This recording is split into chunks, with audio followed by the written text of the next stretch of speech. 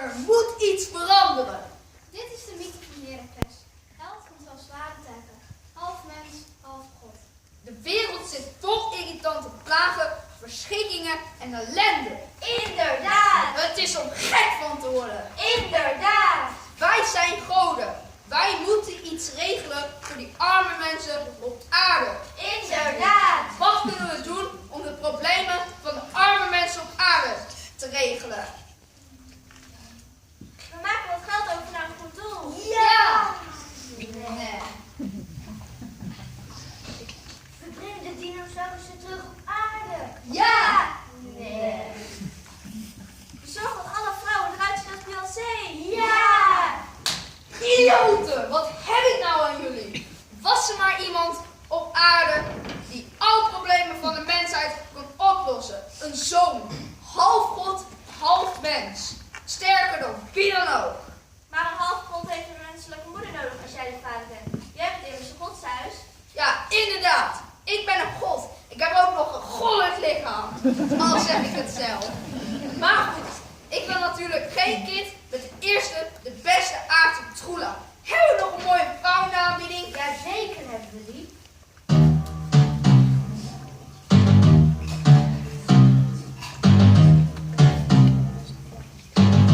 First things first, on the realest. Just let the whole world feel it.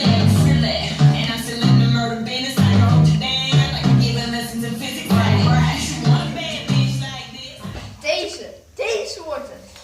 Alweer niet! Alweer een geweldige keuze. Ze is vriendelijk, zorgzaam, gastvrij. En ziet er hartstikke goed uit. Ik bedoel, ze heeft een goed karakter. Nou, zo is het wel genoeg. Oh, Zeus, oppergod van alle goden. Wat ziet er goed uit. En wat een enorme spierballen. Wat een knapper ben jij.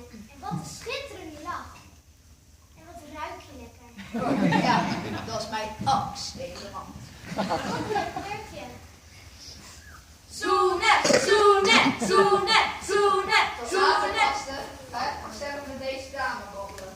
Nou, dat klinkt wel zo te zien.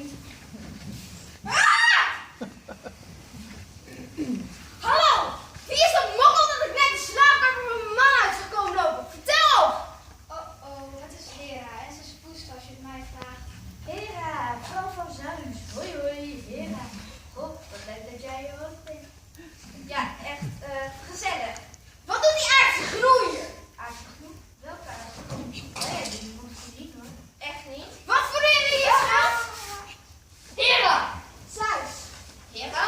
Wat moet het voorstellen? Wie was dat van stadelijke mooie meisje wat ik net jouw slaapkamer uit zag komen lopen? Vertel op! Liefje, schatje. Ik moest het doen.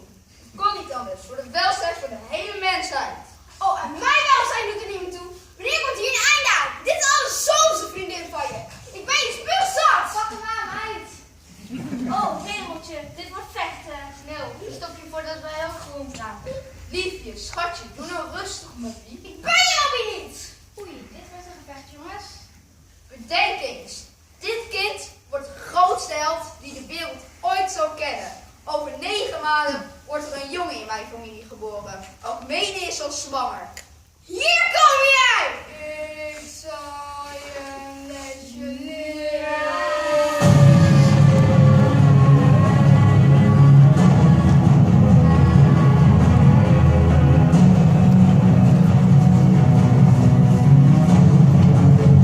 Zeus vindt dat hij spelletjes met mij kan spelen.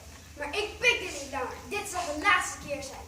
Het wordt tijd dat ik wraak doe. Ik zal ervoor zorgen dat het kind van Zeus en Diomedes het niet overleeft. Het is tijd voor wraak.